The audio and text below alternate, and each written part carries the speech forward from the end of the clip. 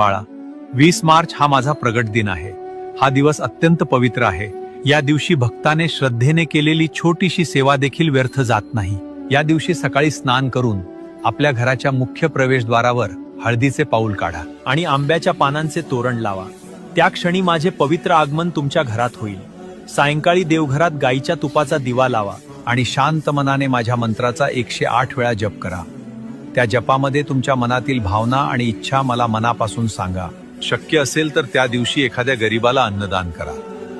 सेवेमध्ये मोठेपणा नसतो, पण त्यामागची भावना मोठी असते. जिथे श्रद्धा, सेवा आणि नामस्मरण असते, तिथे अडथळे आपोआप दूर होतात. मन शांत ठेवा. आयुष्यात कितीही अडचणी आल्या तरी श्रद्धा आणि नामस्मरण सोडू नका. जे मनापासून माझे स्मरण करतात त्यांच्या जीवनाचा मार्ग मी स्वतः सुकर करतो. भिवू नकोस, मी तुझ्या पाठीशी आहे. फक्त श्री स्वामी समर्थ नामाचा जप करत रहा